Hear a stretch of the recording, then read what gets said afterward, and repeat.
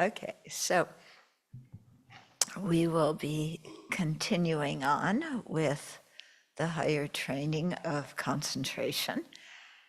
We've talked about the various objects that can be used for concentration, and we've talked about the 5 hindrances. Do you remember what they are? You've had them every day, I'm sure, since in the last week, but do you remember what they are? First one? Sensual desire. Sensual desire. Malice. Lethargy and sleepiness. Lethargy and sleepiness. Yeah, restlessness and regret. Deluded doubt. Yeah, deluded doubt. Okay. So, these are coming up as hindrances in developing concentration, because when we sit down to concentrate, our mind goes off to all sorts of other objects, and then those 5, explode, And why do they happen when we're trying to meditate? Because we are involved with them all day long. So we are very much creatures of habit, and sensual desire, like something that's attractive, something that tastes good, something I want, status, whatever, yes, right away, we go for it. Malice, somebody looks at us in the wrong way and we're upset and offended, or somebody, doesn't like the way we wash dishes, and we're offended, but we're very happy they don't like us and chased us out of the kitchen. But we're very offended that they didn't, because it was criticism. So that's malice. Yeah, lethargy and sleepiness, I think, happen regularly, not just in teachings, but, regret and restlessness. Again, restlessness, the mind looking for something to entertain it. So the computer, the phone, anything, playing games, who knows what, we think of all sorts of things. And then deluded doubt, that just kind of comes up whenever too. Whenever we start to think about the teachings, think about something meaningful. I'm not talking about doubting, kind of worldly stuff, but, important doubt. I don't know if that exists. And then what's really hard is when you met the Dharma, you love the Dharma, it's so true for you. But you still want your pleasure. And the sensual desire still comes very strong. And the malice, comes strong. And then followed by falling asleep, lethargy and drowsiness, and then restlessness and regret. Oh, I have a precious human rebirth, but I'm spending it on my phone. I really regret that, but I'm going to do it again tomorrow. So that's restlessness, and then regret following that. And then you doubt, I really want to be a sincere Dharma practitioner. Is that really for me? Maybe rebirth, I'm not so sure it made sense, but maybe it doesn't make sense after all. And karma, the way they talk about karma, and it expands, and even a small negativity creates a big result. And is that really true? Okay, so this is these 5 are in our mind kind of all day long. So we're creatures of habit, so of course they come up during our meditation. Yeah.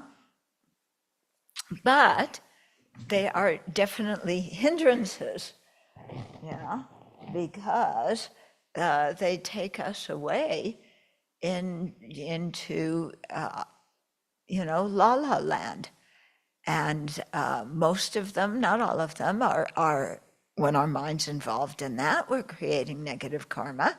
And then, of course, the more our mind is involved in those 5, the more it comes out of our mouth, and the more we act on it and create more, destructive karma. So they're hindrances not just in our meditation, not just when we're trying to develop serenity, but even when we're trying to keep ethical conduct. Yeah, because our mind just gets tangled up with all this stuff. Okay, so the antidote is what we're going to talk about, the taming the 5 hindrances. But one way we try to tame the 5 hindrances, which does not work, is we get mad at ourselves, and like, oh, there, I did it again, I wanted to do something virtuous, and I started reading this magazine instead, and I said I would only read it for 5 minutes, but 2 hours later, I'm still looking at the ads, or whatever it is, yeah, and so then we feel, instead of just regret that makes us change, it becomes guilt, self-deprecation, beating ourselves. Look what I did again. What's wrong with me? I will never amount to anything. I have no Buddha nature. Everybody else does. And then we sit and stew in our self-deprecation, yeah, and have the notion that the more we feel guilty, the more we're atoning, and for that. And that makes no sense at all. Feeling guilty does not purify anything. Yeah, feeling guilty just gets us stuck, which we can do all by ourselves. Yeah. So it's important, just to be on the outlook for all these things, and to learn the antidotes, practice the antidotes in our daily meditation so we get familiar with them. And then, as we get familiar with them, then when the hindrances come up, we have an antidote ready. And when we get even more familiar with them, the hindrances don't arise as much. Yeah, because our whole way of thinking has changed. Okay, and now the thing is that we all wish that the scientists and the pharmaceutical, companies would develop little pills that we could take to solve these hindrances, but they can't, and they don't, because these are mental states, and we have to tame our own mind. Yeah, nobody else can do it for us, and no medicine, can do it either.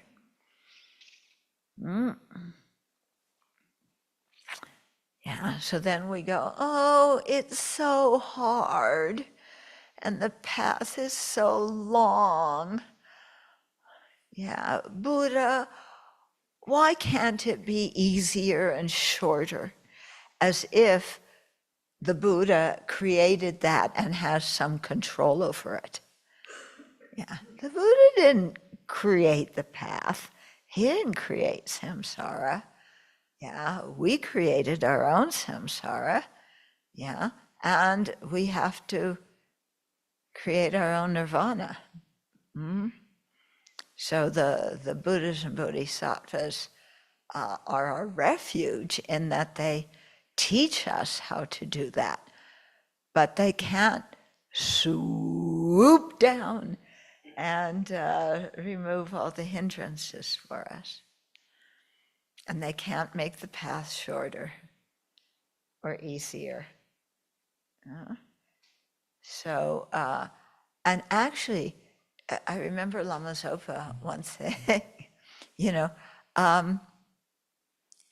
it's the hindrances that make the path difficult. Yeah. It's not the Dharma.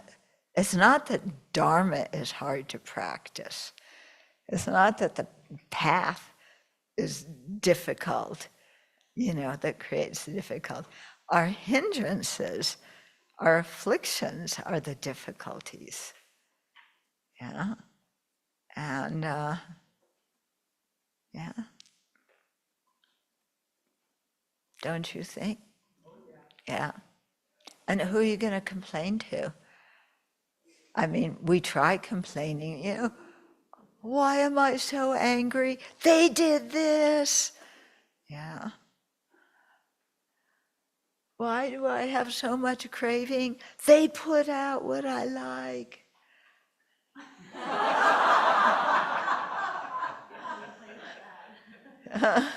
Yeah. Hardly ever.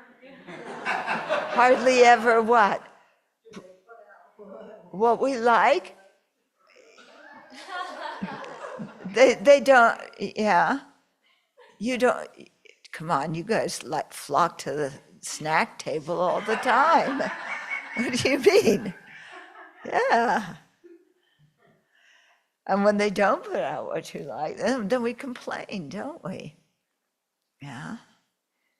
Which, by the way, I just learned that coconut oil is very high in bad cholesterol.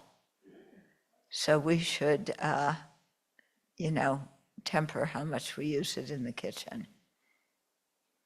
Yes, it's high in bad cholesterol.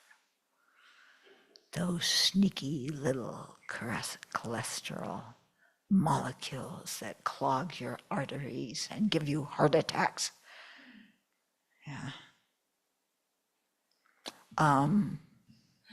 Yeah. So anyway, we usually blame something outside. Why am I falling asleep during teachings? I just slept 12 hours, but I'm still falling asleep. Why? Oh, because I should have been able to sleep 14 hours. I should have, the sessions are so long, I'm so exhausted. So we blame somebody else. And the big thing is, why you're so tired? Yeah. Because you are deprived of coffee. Oh, that suffering. Tremendous. And how your whole Dharma practice would be totally different if you could only drink coffee. Try tea. Yeah, the Tibetans drink tea. They don't drink coffee. How do you know what they drink? There's a very long line in Bodh Gaya, the cafe. No, but they like the Tibetan tea better. Yeah. Espresso machine, and there's a very long line. And why are you noticing how many people are at the espresso machine? Okay.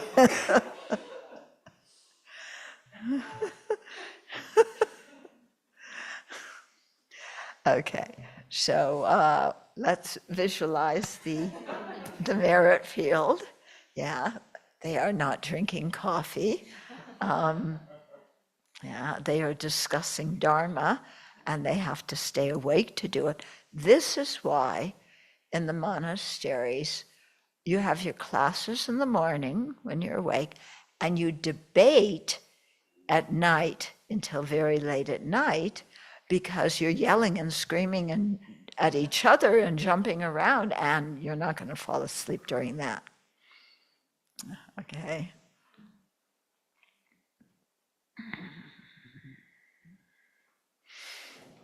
So remember that all sentient beings are around you, and the people you don't get along with, if they're not right in front of you right now, you visualize them.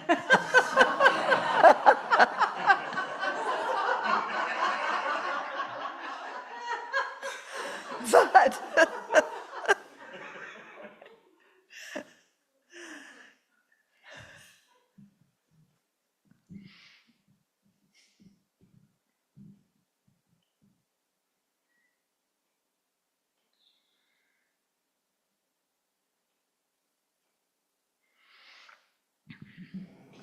to the teacher endowed, transcendent destroyer, oneness found, co-destroyer, completely and fully awakened one, perfect in knowledge and good conduct, one gone to bliss, nor of the world, supreme guide of beings to be tamed.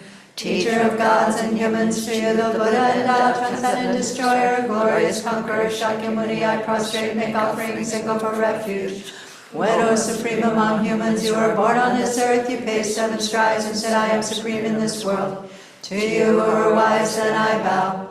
With your body's form supremely fine, wisdom ocean like a golden mountain, fame that blazes in the 3 worlds, winner of the best supreme guide, to you I bow. With the supreme signs, face like a spotless moon, color like gold, to you I bow. You are immaculate, the 3 worlds are not, incomparable wise one, to you I bow.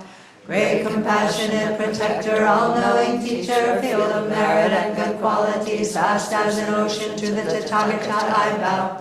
Through purity, freeing from attachment, through virtue, freeing from the lower realms. Unique, supreme, ultimate reality, to the Dharma that is peace I bow. Having freed themselves, showing the path to freedom too, well established in the trainings. The holy field endowed with good qualities, to the Sangha I bow.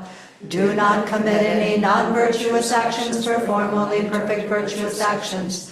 Subdue your mind completely, this is the teaching of the Buddha. A star, a mirage, a flame of a lamp, an illusion, a drop of dew, a bubble. A dream, a flash of lightning, a cloud, see conditioned things as such. Through this merit may sentient beings attain the state of all-seeing, subdue the foe of faults, and be delivered from the ocean of cyclic existence, perturbed by the waves of aging, sickness, and death. This ground anointed with perfume, flowers strewn Mount Meru, foreland, sun and moon, imagined as a Buddha land and offered to you. May all beings enjoy this pure land. Venerable holy gurus, in the space of your truth body, from billowing clouds of your wisdom and love, let fall the rain of the profound and extensive Dharma, in whatever form is suitable for subduing sentient beings. Idam Guru Ratna Mandala Kamniyatayami. I take refuge until I have awakened in the Buddha, the Dharma, and the Sangha. By the merit I create by listening to the Dharma, I will attain Buddhahood in order to benefit all sentient beings. I take refuge until I have awakened in the Buddha, the Dharma, and the Sangha. By the merit I create by by listening to the Dharma. I will attain Buddhahood in order to benefit all sentient beings. I take refuge until I have awakened in the Buddha, the Dharma, and the Sangha. By the merit I create by listening to the Dharma, I will attain Buddhahood in order to benefit all sentient beings.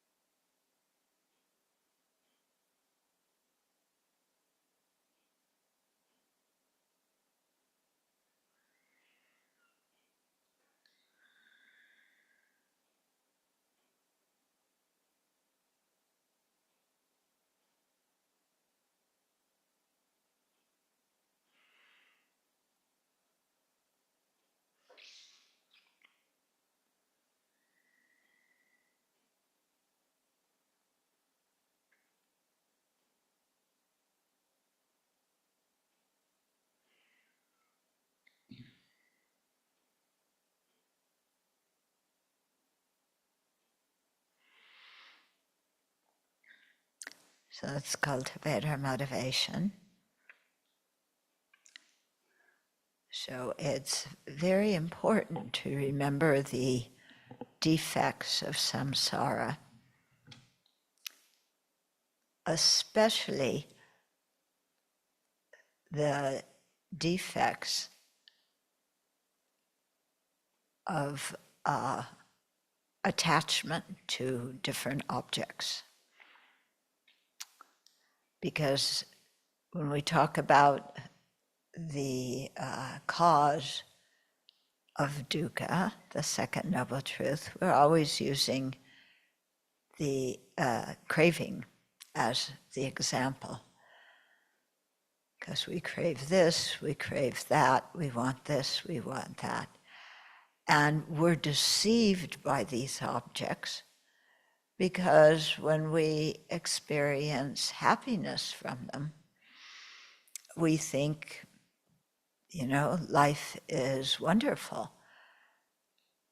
And this is because we think that those pleasant feelings that we experience from getting what we want, we think that that's happiness. But if we really look at our experience, it's not, because if we keep doing that same thing or having that same thing, then we would really get quite sick and disgusted. And we can see that from in our own experience. When we eat too much, when you party too much,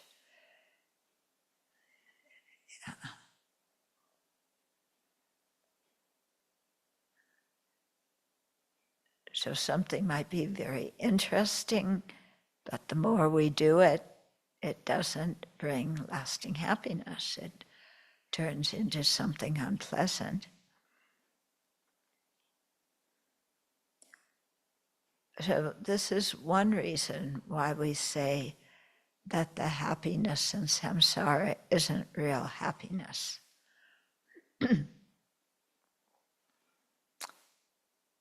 One reason, because it's impermanent, it comes and goes, doesn't last. And second, that doing what or having what gives us happiness eventually gives us pain or discomfort.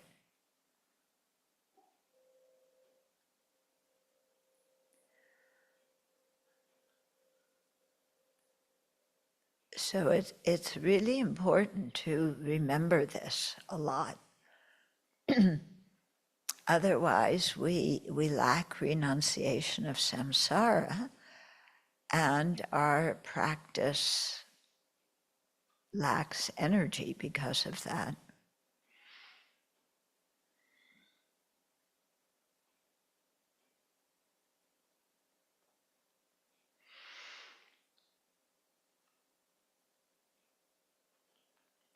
And similarly, when we don't have a good basis of renunciation, bodhicitta also lacks energy, because we start thinking that only the suffering of this life is something to be removed, and we forget that there's no happiness in samsara anywhere. So, what are we trying to free other living beings from if we think that samsara has real happiness?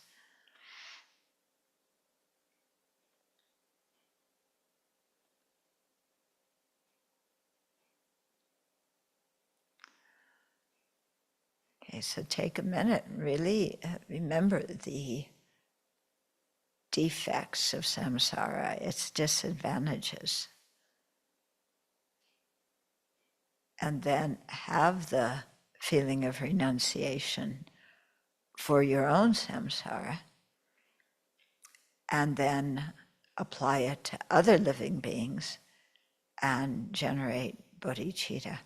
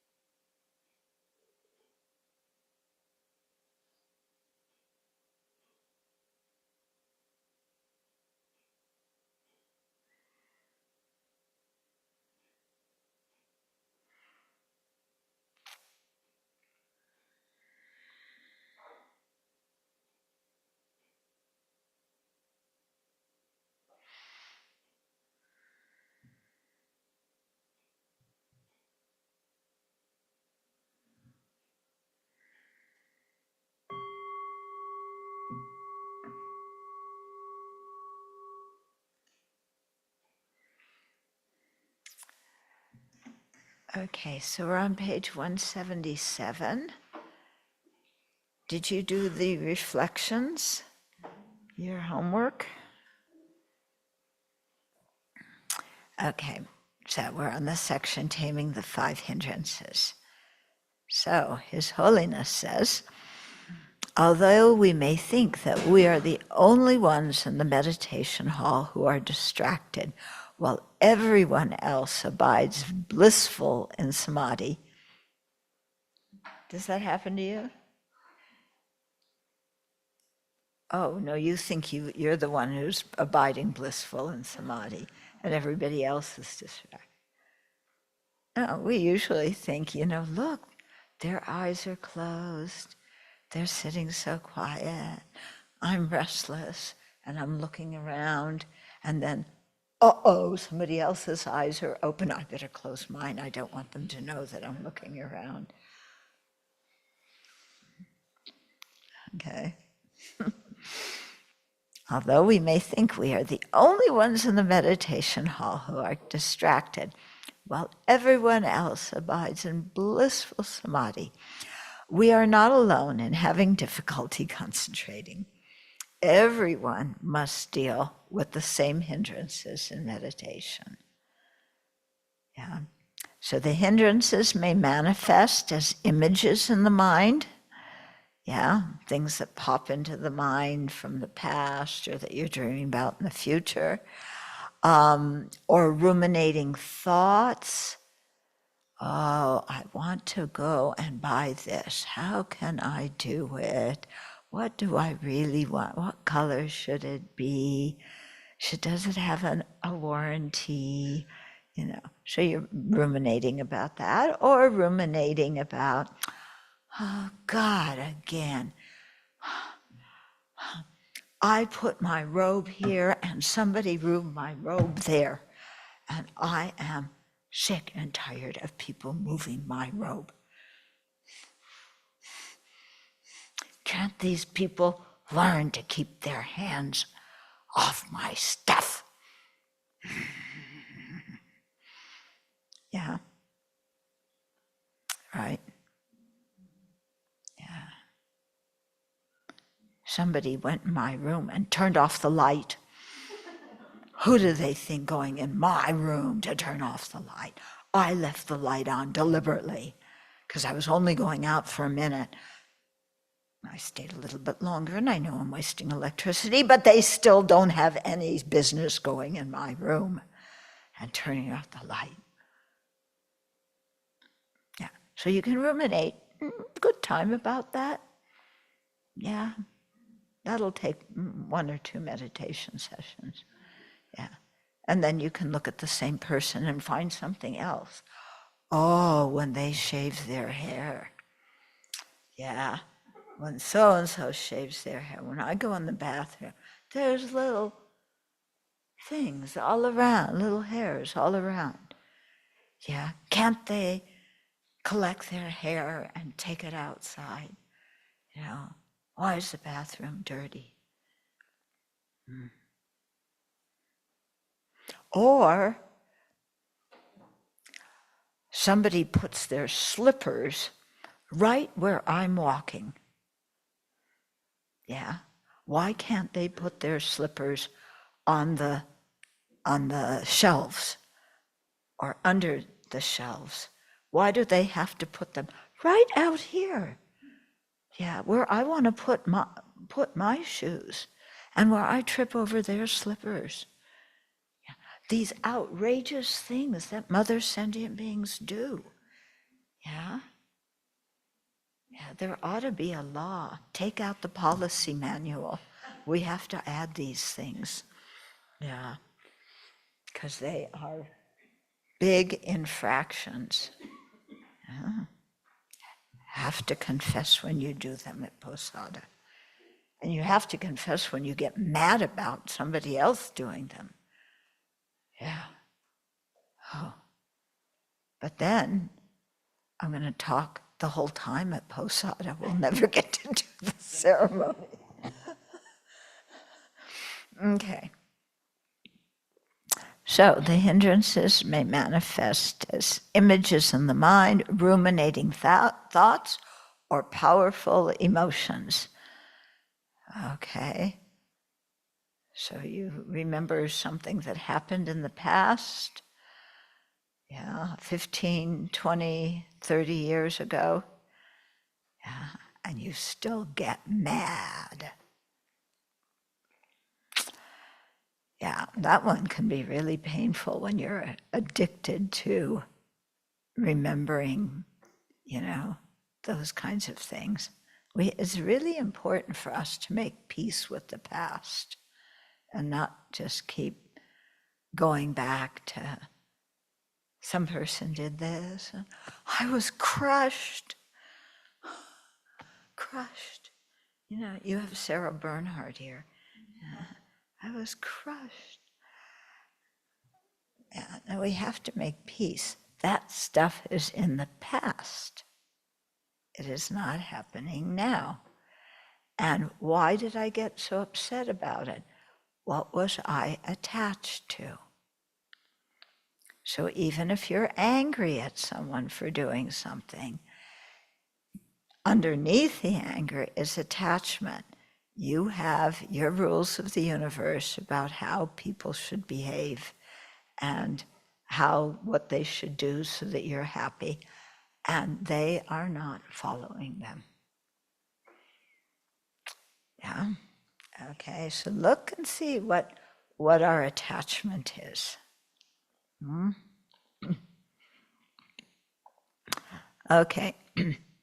So everyone must deal with the same hindrances in meditation. Yeah, when a hindrance is not so strong, simply returning the mind to the object of meditation or renewing our mindfulness is sufficient. Yeah, a thought pops in your mind. Instead of following it, you realize, oh, distracting thought, bring yourself back to the object of meditation. Yeah, when you can find it quickly, then you can do that. It'll stay there.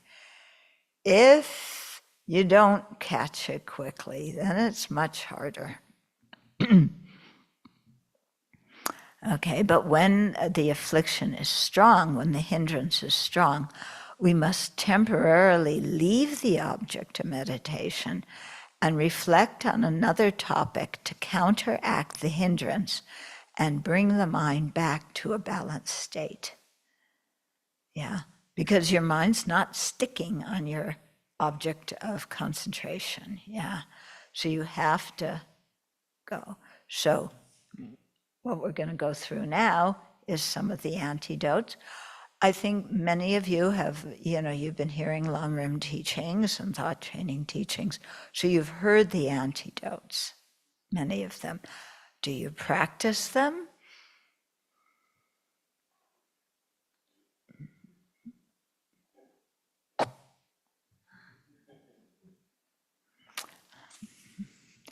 Okay. In the discourse on the removal of distracting thoughts, this is a sutra in the Pali tradition, the Buddha taught 5 methods for doing this, for bringing the mind back. So in sequence, this is what he recommended. You start with one and then go to the other. Okay, so the first group is pay attention to a virtuous object. Yeah, so your mind is on a hindrance, there's a non-virtuous object, so you want to, one way to counteract is bring it to a virtuous object. So precisely contemplate the opposite of the distracting thought or emotion. Okay, so jealousy comes up, what do you contemplate? Rejoicing. Yeah. Okay. Anger comes up. What? Loving kindness. Okay. Yeah. Our old friend attachment. Impermanence. Yeah. Arrogance. Something very difficult. Yeah. Something difficult. Yeah. They usually say something difficult, like, the 5 aggregates, the 12 sources, the 18 constituents. But you know what some people find really difficult? Apologizing and forgiving. Yeah. When our arrogance is big, we don't want to forgive and we don't want to apologize. Do we remember that as an antidote when we have arrogance? No. Because it really was the other person's fault. They should have, yes, I should meditate on apologizing and forgiving. They should apologize to me.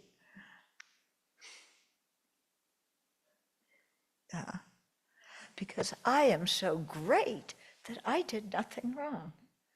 Yeah? Those people. Okay. So here's going through the ones for specific hindrances. So for attachment to material possessions, contemplate impermanence. Or contemplate what you're going to do when you have credit card debt. Do you really want to get this object? And then, go into credit card debt and pay very high interest rates on things. Yeah. But you contemplate impermanence, that whatever material object you have or you crave is in the process of disintegrating. It's not going to last. And it's definitely going to go out of style. Yeah. Okay, for sexual desire, contemplate parts of the body. Yeah. Oh, well, I already am.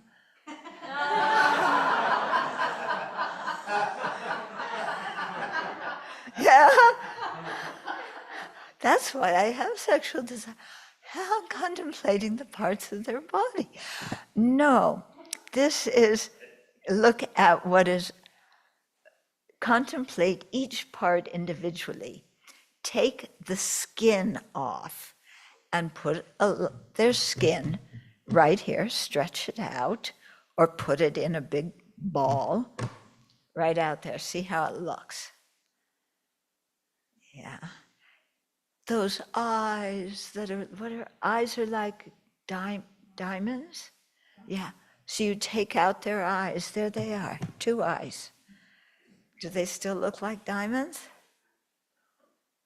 Yeah. Your teeth are like pearls. Take their teeth out, put them here, look at them.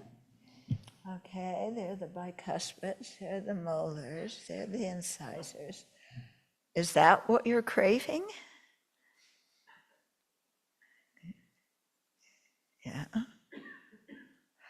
Oh, but their skin is so soft. Yeah. Yeah, and then you put it in a pile out there. Make it into a ball. Pet that ball. Blech. Okay. And their figure. Yeah, the perfect figure. Take the skin off. What makes that figure? Muscles, a stomach, intestines. Oh, so beautiful. Yeah, all kinds of, what's the connective tissue? You know, lots of gooey stuff in the body. Yeah. Oh, but it's so beautiful. Yeah. Your long intestine, your big intestine, just, I get the shivers. Yeah, right. Okay, so look at the inside of the body. Okay. For anger, hatred, and resentment towards sentient beings, contemplate love. No. I will not contemplate love because that person harmed me. They are a horrible person. They are not worthy of love.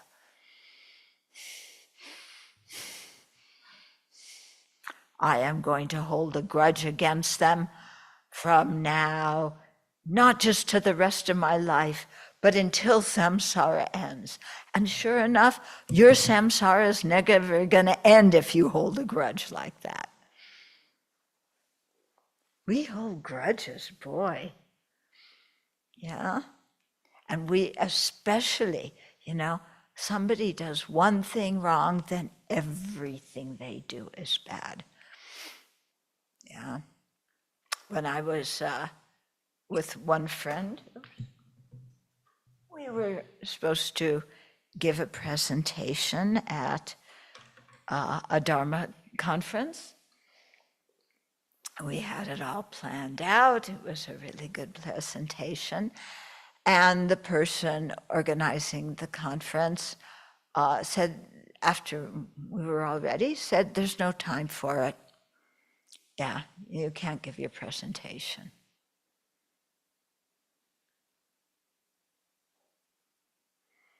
I was mad, yeah. And I found that even though I didn't say to myself, I'm going to resent him, I noticed after that, every single time I saw him, he was doing something wrong. Yeah. Because he was just, everything he did was wrong. Everything. Yeah, so, and I'm the one who's right. And he didn't apologize. And this was actually at Vajrapani Institute. So there's a big stupa for Lama Yeshe there. Yeah. And I was mad at this person and walking around the stupa being angry. Yeah. Am I still, when you walk around the stupa being angry, are you still accumulating merit? Yeah, especially it's Lama stupa. Yeah, and Lama is not going to favor your mental state at that time. Yeah. So, yeah, so then, yeah, something dawned on me like, okay, I'm carrying a grudge. I just have put a stereotype on this person and everything they do is wrong. Yeah, and that's my problem. Yeah, so if it's my problem, I have to change it.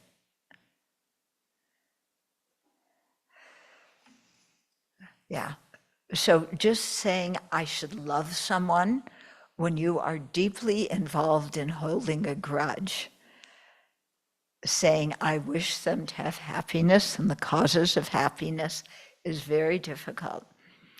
Unless you think, well, why is that person doing what I object to? It's because they're unhappy, they're miserable. What if they were happy? Yeah. What if this guy who canceled our presentation, what if he were happy and relaxed and didn't have pressure organizing this thing? Yeah. Then he would have been he would be behaving very, very different. Yeah. So if you think, okay, if I wish that person happiness, then they would be acting different, and I wouldn't be seeing in them the faults that I'm seeing now. So that can be helpful. Yeah. But just saying, I should wish them happiness, no, I want them to get hit by a truck. Yeah, one of those big ones, that comes roaring up here. Then you think, what kind of person am I to think like that? Okay, so that's, when you get tired of holding a grudge, then something changes and it's like, oh, I wish them happiness. Yeah. The story, Tracy, looking at you is reminding me of your brother's story. Yeah. Her brother was a cop and was chasing somebody who, I don't know what he did wrong, but her brother Tom was chasing him. And the guy shot Tom in the neck. Yeah, that could have been fatal, So he was in the hospital for a while. It really changed his life. His wife was affected. Yeah, the whole family was affected. They were angry. And they wanted death penalty for him. And so at the trial, that's what they said when they testified, They want the death penalty. And then what changed his mind? Something changed. What? Well, I'm not really sure, but he went to a parole hearing and he watched the young man come out of the custody area, and he had diabetes, he had poor vision, my brother felt empathy for him. All those years robbed from his life. This was like 20 plus years after he was incarcerated. And he just started questioning everybody's kind of bloodthirstiness around him, even his lawyer and his fellow law enforcement officers. And he wrote me and said, am I supposed to hate this guy, you know? And I'm like, you sure don't have to. But he'd already come to some kind of epiphany there. So. Yeah. Some kind of feeling of, because he was a young guy, and then if he sees him as being ill, yeah, then some kind of empathy. Yeah. Yeah, so her brother's mind changed, and he started going to the first parole hearing. He said, keep him here. Yeah. But then, you know, after that, he, you know, went to the parole hearings and was started to say, no, you know, let's let him out. And then what was really amazing is he asked the Department of Corrections if he could meet the guy. Yeah. And so he went in and had a visit in the visiting room with the man who shot him. Yeah. And they became friends. And his wife was still not ready to forgive. But when she saw the change in her husband, she said, I want to go in with you when you meet him. And she came in, and he apologized to her and to him. Yeah. And so then at the following parole hearings, they were saying, release him, you know. And so he got a job in San Francisco and started working, and yeah. And Well, he's actually started a clothing line. really? For like gang kids and stuff. It's called Don't Do It instead of Just Do It. So that's kind of his tagline, is don't do it because it's probably stupid to do. You know? That's a good clothing line. And they're really cute. And he actually he had a ghostwriter help him write a book. I haven't read it yet. I guess it's a little bit creative, but it's still he's turning his life's totally turned around. So Yeah. Yeah. And so not only did her brothers, you know, forgiving this guy and wishing him to be happy, you know, that not only changed his wife and his wife's life, but it changed the perpetrator's life as well. Yeah. So it's possible, you know, when you think of the things we hold grudges about, I don't think they're anywhere near the seriousness of somebody shooting you in the neck. So if her brother can forgive that, then maybe we can forgive when somebody leaves their shoes where we're walking, or, you know, picks up our robe after laundry, or moves our robe or whatever. Yeah.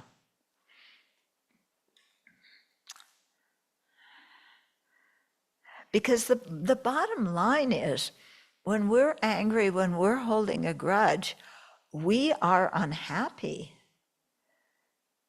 Yeah. So if we want to perpetrate perpetuate is the word, our own unhappiness, yeah, continue to be angry and hold a grudge. If you're tired of being unhappy, yeah, then, yeah, let go, forgive the person. Okay, for anger at inanimate things, like the machine when I worked in college, when I was supposed to be testing people's, you know, ability, yeah, and to, what do you call it, you know, press different, responses things. Yeah, I kicked the machine. And it worked. It started working. But here it doesn't say kick it. For anger and inanimate things, analyze their components. The four elements, earth, water, fire, wind. Oh, so I can try that now with the computer. Yeah, earth. Well, earth means hardness, but I want to throw some earth at it. No, just calm down. No, God, no, it's just an inanimate object. It's not deliberately doing it. Wait a minute, if it's AI, yeah, can AI deliberately delete what I just wrote?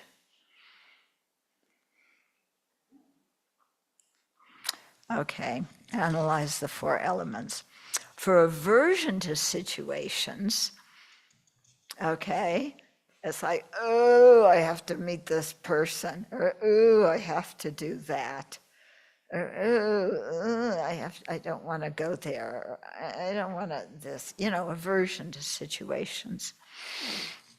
Contemplate that they are the result of your previous karma and the circumstances that you do not have control over in this life, such as other people's actions, the weather, and so on. Okay? So your aversion to certain situations, why? Because of my harmful actions in previous life. Yeah? I don't look forward to seeing that person. Yeah? I would like to find out a way of not doing it. Yeah, because I know they're going to criticize me. I'm sure.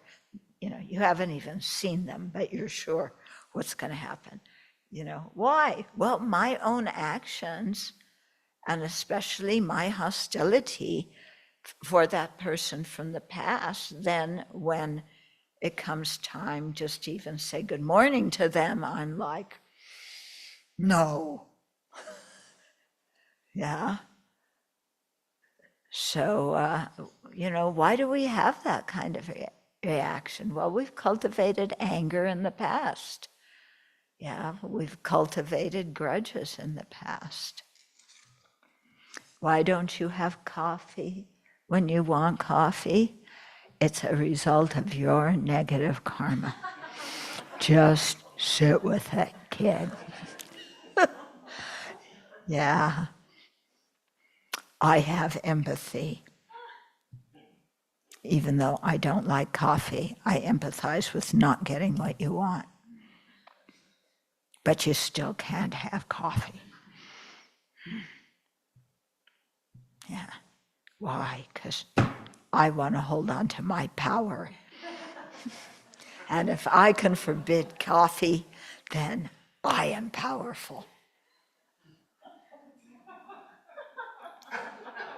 I mean, look at what we do to try and feel powerful. Yeah? Look at what we do. We do all sorts of things just to feel like I have some power, I have some control. Yeah? And then we do that, and then it usually makes the situation worse.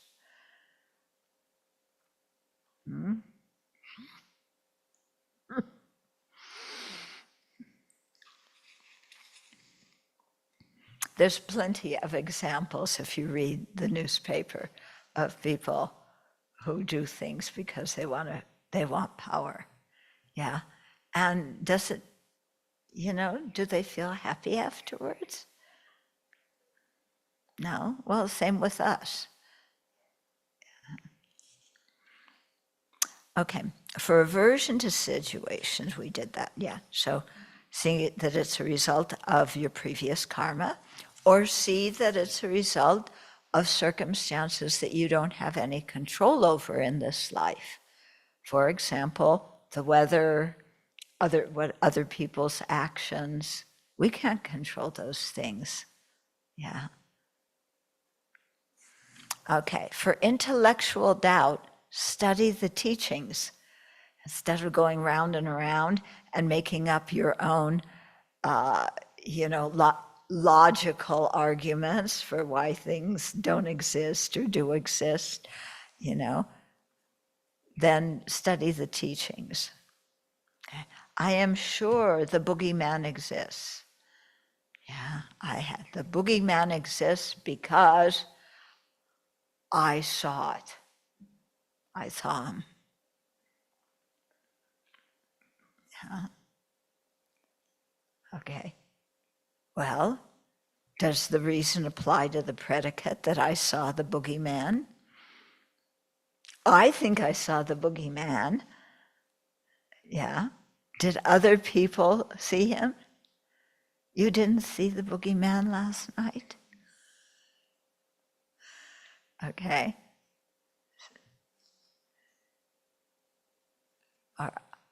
I saw the boogeyman because my parents told me the boogeyman existed. Yeah, and my parents are reliable sources of information. Oop, oop, oop, oop. Okay, but study the teachings, yeah. Does the Buddha talk about the boogeyman? Yes, he is Mara's cousin. Mara. Are you afraid of Mara? Yeah, there's 4 Maras, Your aggregates, your afflictions, your death, and your little brother. No, I'm joking. Yeah, but we'll find something, whatever it is that bugs us. Yeah.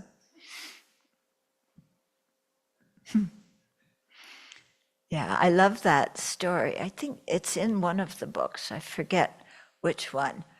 And it's found in the Pali tradition and the Tibetan tradition.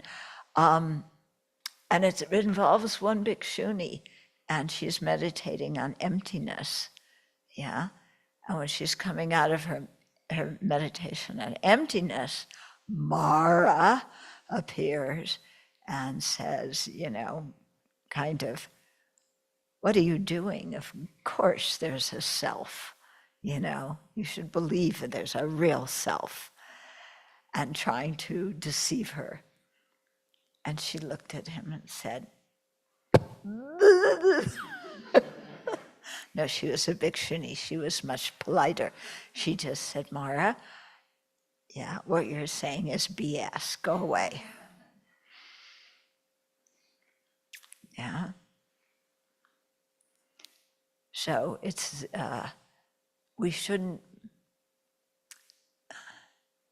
the whole thing the Tibetans talk a lot about spirit interferences and things.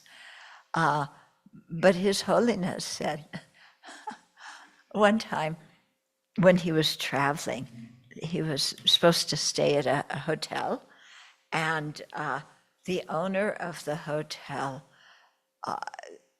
had one room that they thought was haunted, and they put His Holiness in that room because they thought he would, pacify whatever was there. Yeah, real nice, But the yeah. So His Holiness, of course, meditated on compassion. What do? If you think that there's some negative energy, meditate on compassion. Yeah. Meditate on love, wish, compassion that they're suffering, love, you wish them happiness. Yeah. So the hotel owner, the next day said when he walked in the room, it was clear, and he thanked His Holiness. I thought that was quite interesting. Okay. For emotional doubt, What would emotional doubt be? We know intellectual doubt. What's emotional doubt? Self-doubt. What? Self-doubt. Self-doubt. Yeah. Can I do it? Yeah. Is my anger, is this really anger that I'm feeling? No. Yeah. Okay. For emotional doubt, contemplate the qualities of the Buddha, Dharma, and Sangha. Isn't that interesting? It doesn't say, go back and look at your childhood experiences. Yeah? It says contemplate the qualities of the Buddha, Dharma, Sangha. That's interesting, isn't it? You know, your mind is stuck in some kind of negative, emotional something. Yeah? Yeah. Put your mind on a virtuous object. Think of the qualities, yeah, of the three jewels. Oh, I can't remember them. They're in the first part of this book. Yeah. Go back and study what you heard. But it can be very inspiring to think of the qualities of the Buddha, Dharma, Sangha, and think, wow, I can develop those qualities. Or another thing, yeah, for that kind of emotional doubt or, putting yourself down, is read the King of Prayers. Yeah, because when you read the King of Prayers, your mind has to expand. Yeah, because on every single atom, there is a Buddha. There are countless Buddhas on every single atom. And each of the countless Buddhas on every single atom is surrounded by countless bodhisattvas. Yeah? And they're Buddha's teaching the bodhisattvas, or everybody's meditating together. Yeah? Stretch your mind. Yeah? You go, no, well, that's impossible. How do you know? How do you know that there's not Buddhas on every single body, every single atom? Because they say, yeah, that, Buddha's mind is omniscient, it knows everything. And where there's Buddha's extremely subtle mind, which is what Buddha has, the extremely subtle mind, there's also the extremely subtle wind. Yeah, that's the physical element of the Buddha, not made of atoms and molecules, but the Sambhogakaya, the enjoyment body, the emanation body. Yeah, how do you know there's not Buddhas teaching bodhisattvas on every atom? Yeah. So it's just it's real interesting, sit and kind of think, I'm sitting here and actually, and this is what the King of Prayers is telling you to do. Every single atom around me, imagine this incredible thing of so many Buddhas, so many bodhisattvas, giving teachings, meditating, discussing the teachings, generating bodhicitta.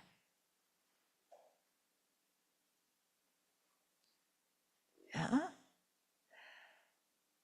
Now you're going to say, well, I can't see it. But you believe in atoms, don't you? Can you see atoms? No.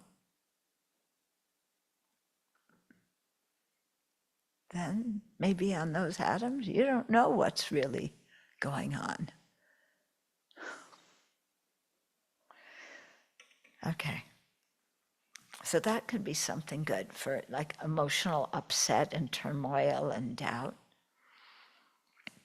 Okay, now so that was the first point, yeah, which was put your mind on a positive action object. Second point, examine the danger and the disadvantages of those distracting thoughts. Okay, so they cause your own and others' suffering now and in the future. Yeah, so it's easy with anger, jealousy, to see how much we're suffering right now, and then just to think, yeah, we developed that habit, we carry it over in the future, plus all the karma I've created from anger and jealousy. Yeah. But, and then, you know, my greed, how does my greed, my attachment cause my suffering now? Because I'm dissatisfied, I can never get what I want. It's not good enough, or I don't get enough, or I get disillusioned afterwards. Yeah. Yeah, so the attachment also causes my own suffering. How does it cause others' suffering? Well, if I'm attached to something, I'm going to go get it. And I don't care if I have to take it away from somebody else or cheat somebody else or lie to somebody else. I'm going to get what I want. Or I'll hurt somebody else's feelings. Yeah, so you just kind of, these are really good reflections that get us to think about our own behavior when we're under the influence of afflictions.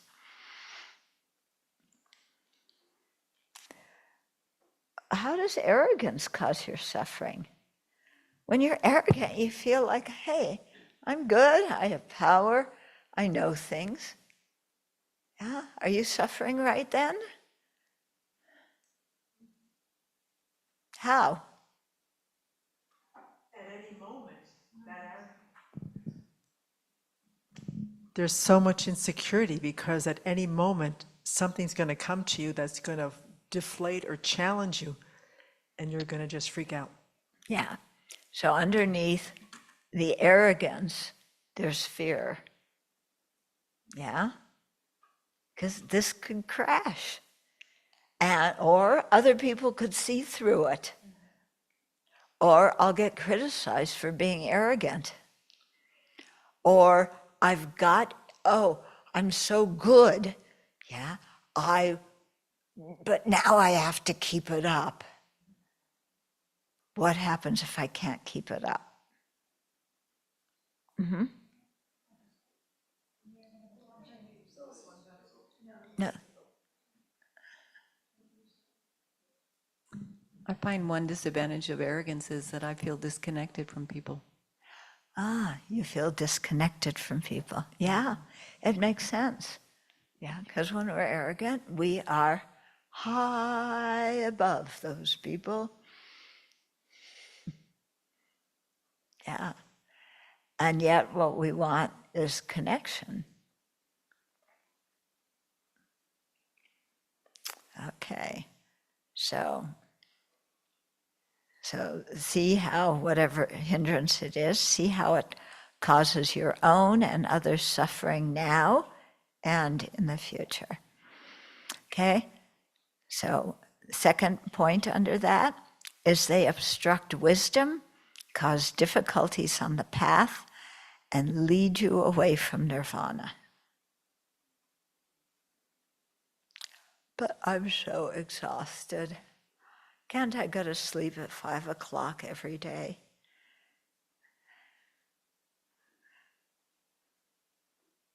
Yeah, you want to do that? Okay, so how does my lethargy and sleepiness obstruct my wisdom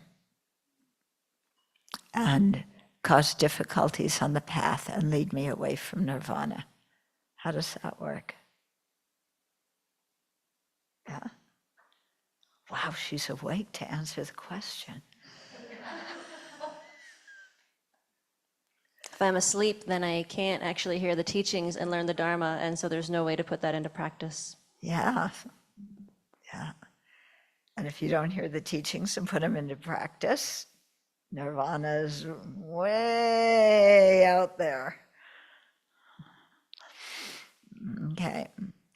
And then the third one, oh, this is a good one. Like the carcass of a snake, dog, or human being hanging around your neck, they weigh you down. Yeah. So, think of your affliction like a snake around your neck. Yeah. There's my anger. It's, like a snake around my neck. Huh? A dead snake? Does it say?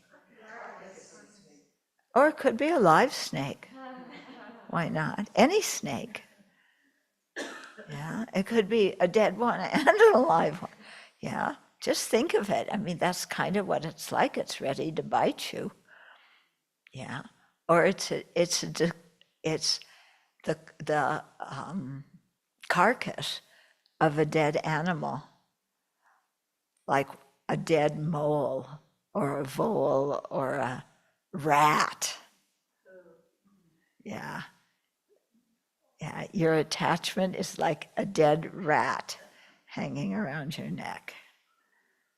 Yeah, your arrogance is like a dead rat. Yeah. Okay, doubt. No, I know, I don't doubt that there isn't a dead rat around my neck. But no, doubt is like a dead rat. Okay. Okay, then the third, major point, do not give attention to those thoughts, ignore them. Yeah. So due to your negative thoughts and these hindrances, what you do to a person you don't like, you turn your head away from them. Yeah. So don't give them energy. Your mind is going over and over again. They did this and they did that and they did that. And it's like, pause button, then stop button, then unplug button, unplug it, yeah. Okay, so don't give attention to it, to those thoughts, ignore them. So this resembles turning our head away from something that we do not want to see. Yeah, in the break time between sessions, here's another thing, engage in an activity that does not allow your attention to go to these thoughts. Yeah, so wash dishes. Yeah, vacuum. Yeah, go for a walk. Clean your room. Do the laundry. Yeah, or paint an image of the Buddha. Yeah, okay. So turn your mind to some other activity.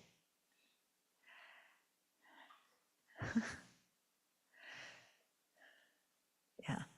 So I do that, but I turn myself to the contractors. That's the wrong thing to turn my mind to, yeah. That's just another hindrance. I need to turn my mind away from that. Think of how nice it's going to look after the contractors do something. No, just realize, it's your mind. It's our mind. Okay, so either ignore those thoughts or put your mind on something else. Okay, then the fourth one, examine the formation of those thoughts. For example, ask yourself, why am I thinking this? Yeah, I'm ruminating about, what kind of coffee I'm going to get as soon as I can get away from my abbess and get to the airport and buy some coffee, and I'm not going to confess it because, well, anyway, it's just a minor thing. Okay, so why are you thinking that? Yeah? What are the factors that led to this thought or emotion coming into my mind? Okay, so I was meditating very well, and then suddenly coffee popped up, or suddenly this person that I don't like, an image popped up. Why am I thinking about that? Yeah, why did my mind go to that? Why am I fantasizing about this?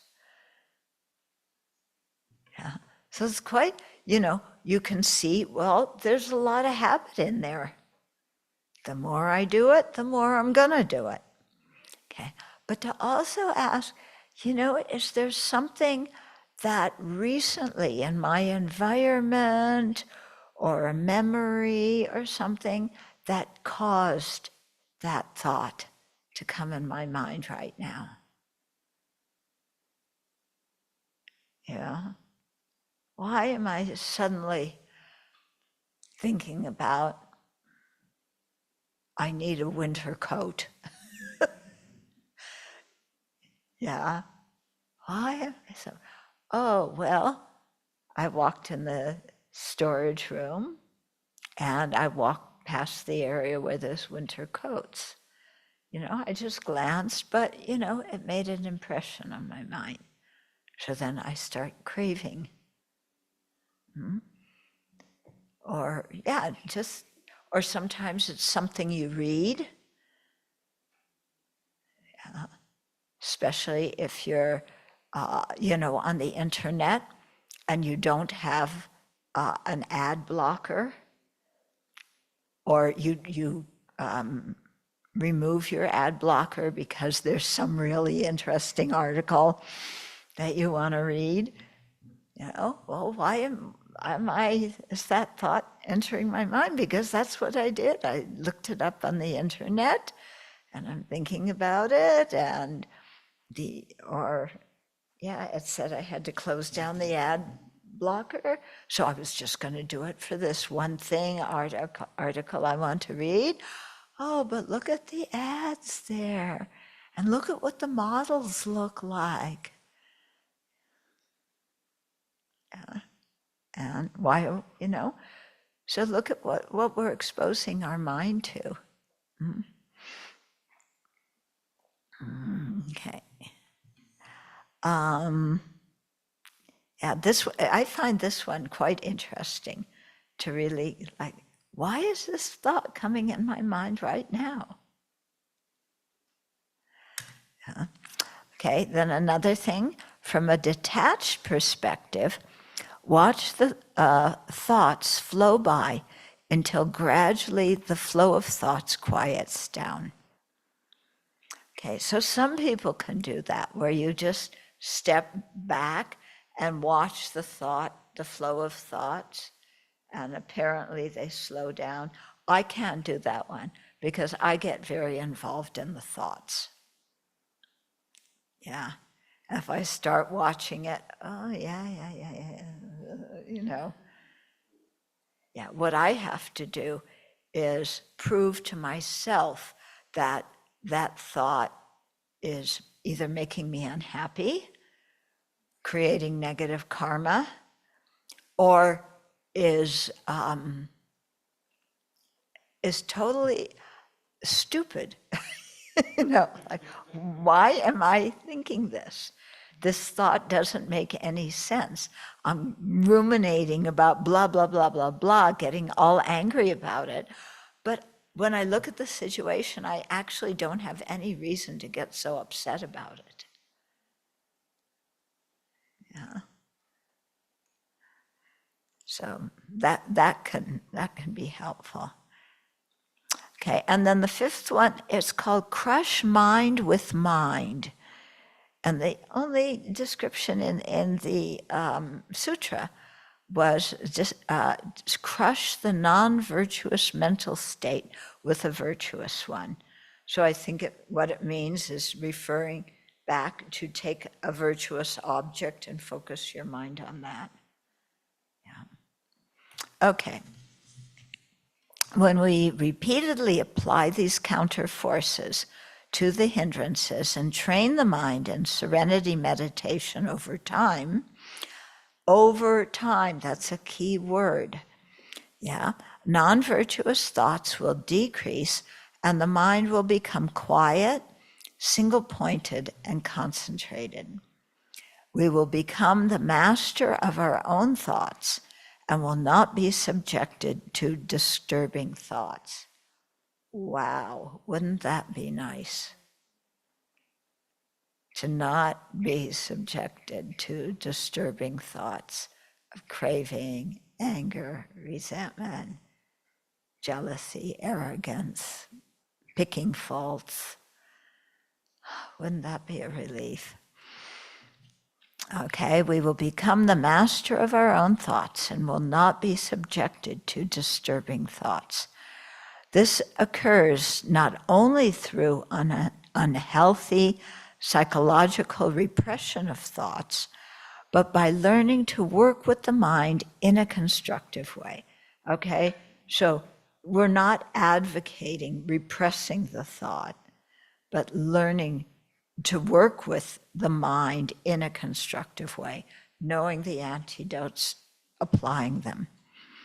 By employing these 5 techniques in the proper circumstances and proper manner, with practice, we will be able to redirect the mind in order to attain higher minds.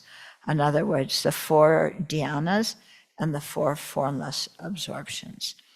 Okay, now what's crucial here, okay, by employing these 5 techniques in the proper circumstances and the proper manner.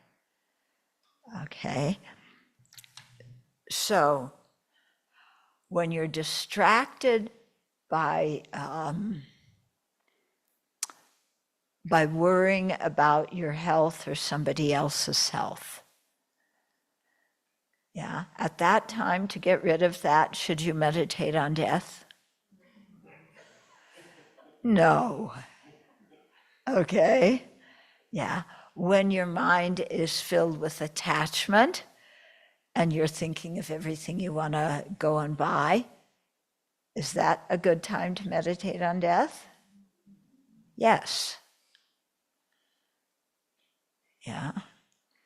When you're distracted by, your eyes are like diamonds and your teeth are like pearls, yeah, is that a good time to meditate on that person's good qualities?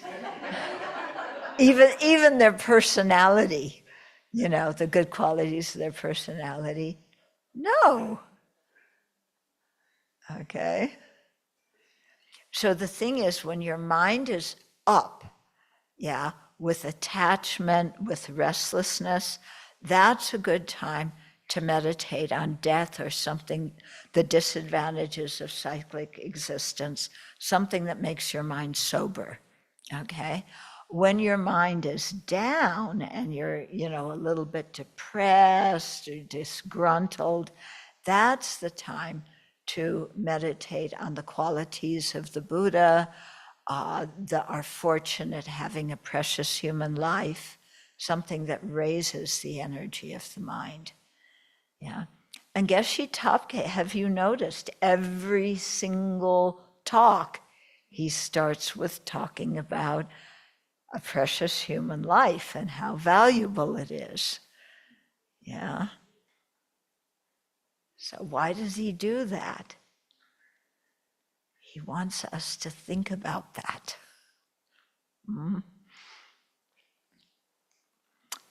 Okay. So we have to apply these techniques in the proper circumstance and the proper manner. So make sure we have the right counterforce for a certain hindrance. Okay. Although we ultimately seek non-conceptual realizations, both the Pali and Sanskrit traditions employ conception in varying ways to the process of developing serenity. Okay? So our goal is we want non-conceptual realization of emptiness. Okay? But to get there, so some people think, okay, I want non-conceptual realization of emptiness. So any concept in my mind is bad, should be taken away, canceled, it's a distraction. Yeah. Yeah. When you're developing serenity, based on the body of the figure of the Buddha, that's a conceptual image, but you're using it as your object of meditation. Yeah. When you're thinking of your hindrance, like that dead rat around your neck, that's concept. Okay. When you're thinking of impermanence and how things don't last, how they're changing moment by moment as an antidote to attachment, that's conceptual. Okay. So don't think that the object of meditation is just to cancel all thoughts. What we have to do is learn how to use thoughts, certain thoughts, in a constructive way at a constructive time. Yeah, not just space out. Okay, for example, in the Pali tradition, the Asubha meditation on the unattractive and foul nature of the body involves focusing on the conceptual appearances of various parts of the body. Okay, so you're daydreaming about Buddha boy, Buddha girl, and all of a sudden you think of their big intestine and what comes out of it every day. Okay, it's applying concept in a skillful way.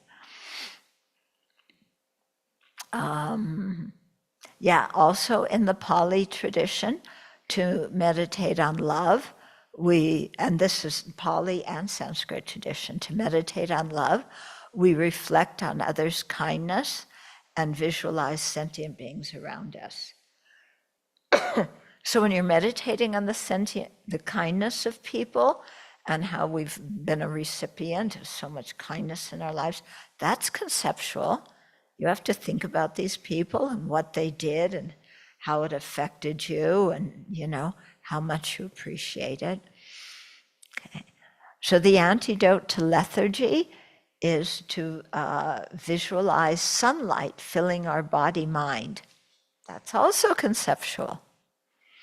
Or you do the breathing meditation for lethargy, and you imagine when you exhale that the heaviness in your mind is coming out as smoke and dissipating, and you're inhaling, bright sunlight, bright light. Okay? So all these involve conceptual consciousnesses. Yeah, because some people I've heard people say, oh, but analytic meditation, meditating on Lam Rim, that's just all concepts. Yeah? Your mind is thinking about these topics. Well, yes, because they're important topics to think about. And, the more you understand them, the more you get a feeling for them, the more energy you have in your Dharma practice, the less distractions you have, the better your relationships with other people are. Yeah. So using thought in this way is beneficial in counteracting incorrect ways of thinking, such as proliferating conceptualization, prapancha, nam-talk, okay? A profusion of discursive, ruminating thoughts. These unrealistic thoughts distract the mind and lead it to negativity. Learning to think clearly and in accord with the truth the Buddha taught helps to remedy those kind of situations. So we did 2 whole pages tonight. Okay. So, questions, comments? Yeah.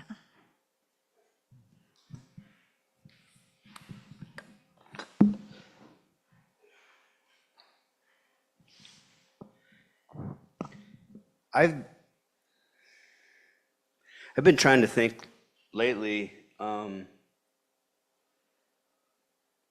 that trying to have more introspective awareness and actually watching my mind is being compassionate to myself first. Because I think first I have to have compassion for myself. Otherwise, I mean, the goal is to have compassion for others, but it starts with ourselves. And if I'm, I'm the worst, or, then I have to feel that this anger is harming me. And it doesn't have to be, I'm giving something to them right away. It can be more compassionately selfish, like, this is harming me, Yeah. When you say this is harming me, then you apply an antidote that is the opposite of what that affliction is. Okay? So applying antidotes is compassion for yourself. Yes. Don't think compassion for yourself is, oh, I just feel so down. I think I'll go have a drink. Yep. That's not compassion for yourself. It's doing the hard work. Yes. That's the Yes, compassion. exactly. And just another little thought. In the sessions, more and more. I mean, I don't always think about it, but I try and do like Tonglen a little bit. Imagine like smoke from the room, striking down my self-centered thought, and from try and pull it from everyone. Yeah. A little bit. It's not always real consistent to do that, but and then exchanging self and others and thinking they're no different than me, and Yeah, that's the whole thing of, if your meditation topic is something else and you're going in a negative way, that's a virtuous thought that takes your mind away from that other thing, that hindrance.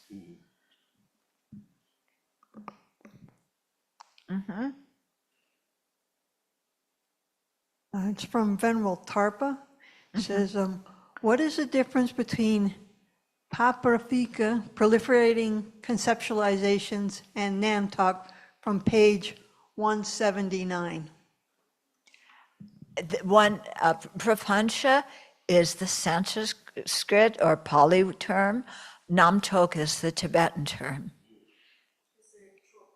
Here it has tropa. Yeah, tropa can mean, that can mean the same thing. Tropa is more like elaborations. Yeah. If thoughts keep coming back even after we apply the antidote, what can we do?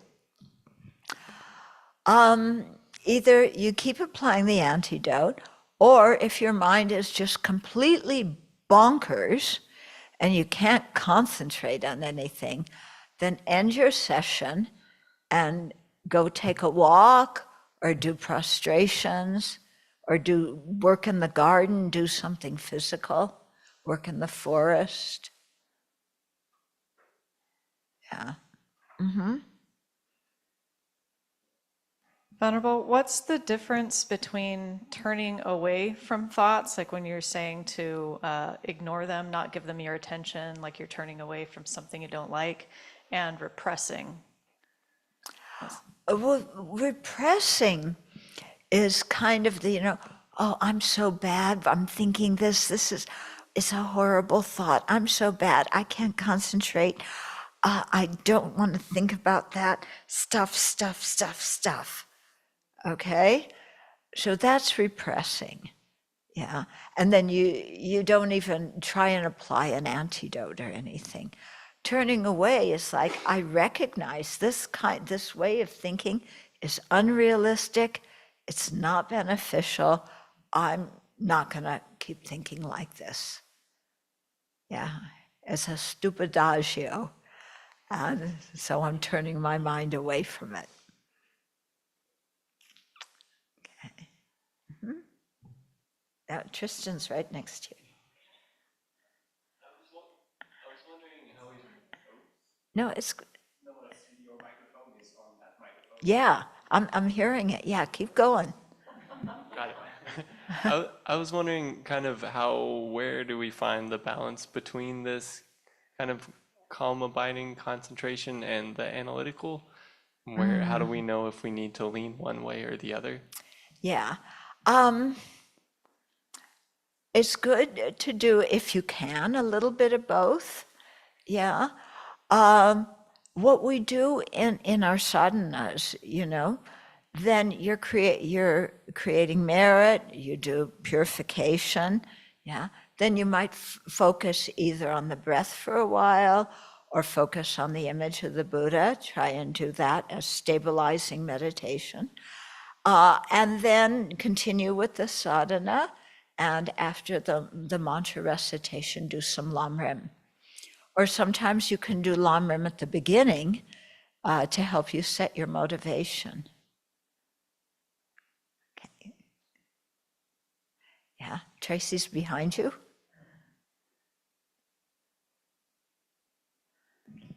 When I was thinking about the first four of the hindrances, and seeing that there's some kind of resistance maybe in each one of them, I started to wonder if doubt wasn't really the basis for most of these, of the first four, or at least, because if I had more confidence, maybe it'd be easier to get over some of the hindrances. Yeah, it could be doubt. It could also be attachment. I just want to think about things that make me feel good. I don't want to recognize my faults and my hindrances. So it could be either one of those. Yeah. Somebody over here? Yeah.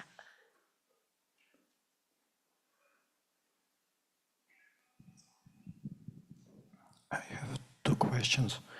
One, practical advice, how you work with love and kindness in the place where it's hard to generate it in some conditions. Last weekend, Venerable Conchog was meditating on compassion and love towards maybe conditions which we don't want to see in the world. I tried to meditate on love and compassion to Putin, and I did it for both morning and evening, and morning was hard, but in the evening it was possible. I was in my mind hugging him and giving him love and all of that. And simultaneously I thought, what if I'm giving love to this person and his happiness is in killing people, essentially. If he's happy, he is killing people. So, and I still was hugging him essentially and imagining that, but that was sort of doubt how you generate love and compassion in such cases. No, actually killing people doesn't make him happy. This is one of the, the things. Why does he kill people? Because he's unhappy. He doesn't have confidence in himself. He feels helpless. He wants to have power. He wants to be somebody. If he were a happy person, he wouldn't need to try and manipulate other people and have power over other people. Okay? So when you're wishing him happiness, it's not, oh, may you kill a lot of people because that makes you happy. No, it doesn't make him happy. And he's creating a lot of negative karma. But think, what would happen if,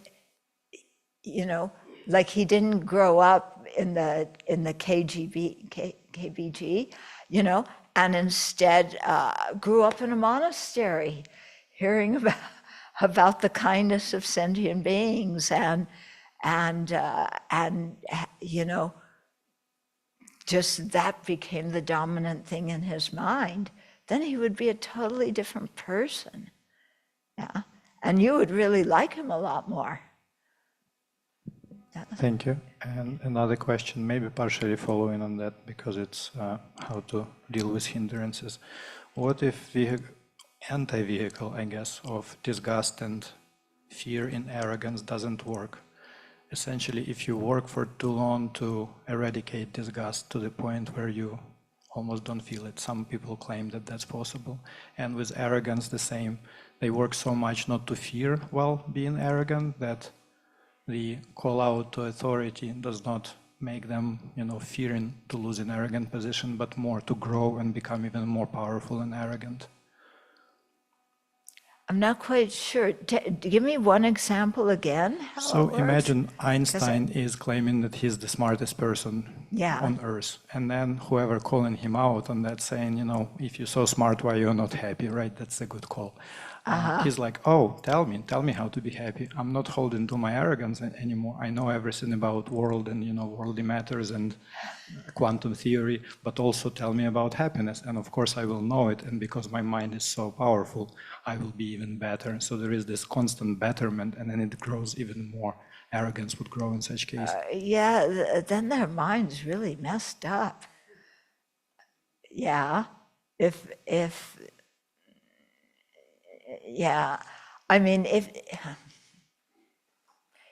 then they're not asking a sincere question. If you're so arrogant and you think you're wonderful and you know everything, then you're not going to ask, tell me how to be happy, because you think, well, I already know. And if somebody, says, is your arrogance making you happy? That person may say, I'm not arrogant. But you know what? Life teaches us, and we bump into circumstances that knock us in the head and make us realize, oh, I'm stuck in my arrogance. I'm stuck in my craving. Yeah. That's how I realized I had a problem with anger. I thought I didn't have one, So then my teacher sent me, to work with some people, and So, there's something about life that it knocks at our faults. And if we can, when that happens, recognize, I'm unhappy. And what is the affliction that I'm having right now that's making me unhappy? Does that make some sense? Yeah? Okay. Mm-hmm. Yeah.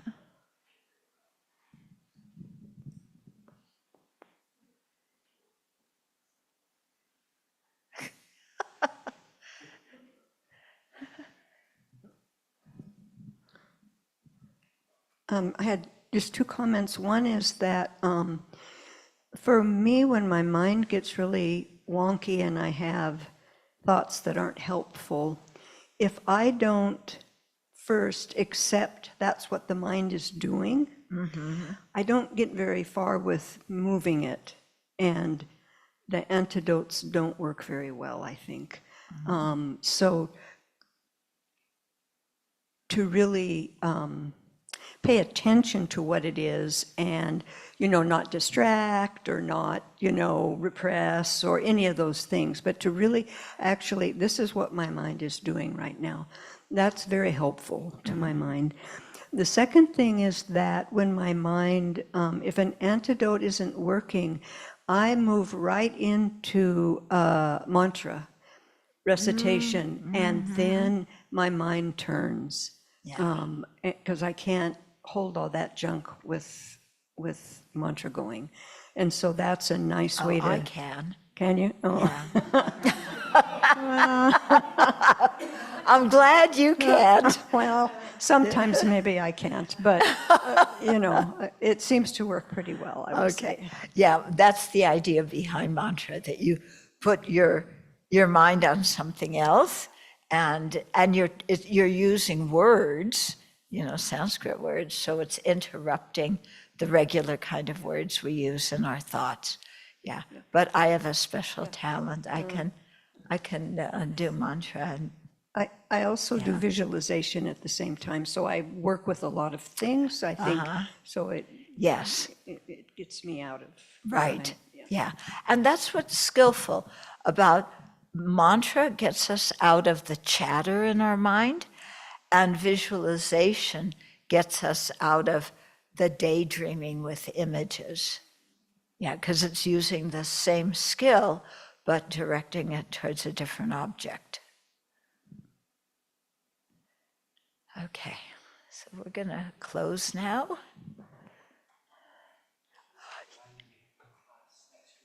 What? Oh, yeah. So next week, there's no class because it's the beginning of the Medicine Buddha retreat. Yeah. But there is class the week after that. So you have lots of time to really meditate on these antidotes. Yeah.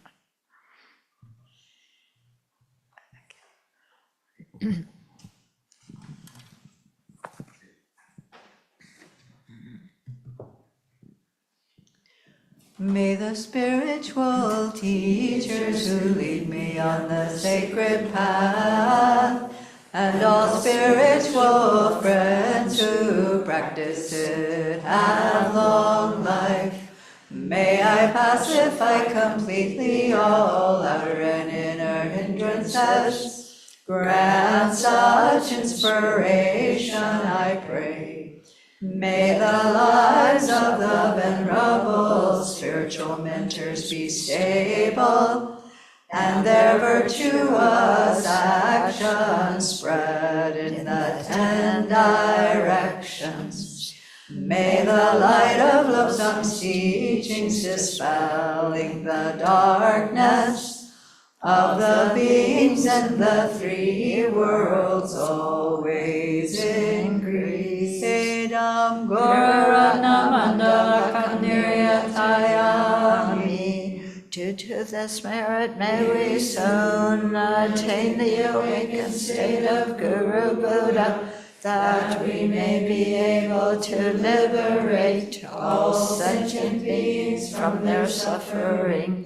May the precious Bodhi mind, not yet born, arise and grow. May that born have no decline, but increase forevermore. In the snowy mountain pure land, you're the source of good and happiness.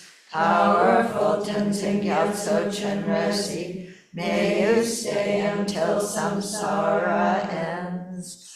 May the deeds of explaining and practicing the Dharma, done by groups supporting the teachings and their upholders, who spread the view of dependent arising and non-violent actions in the 10 directions, and especially at Sravasti Abbey in the west,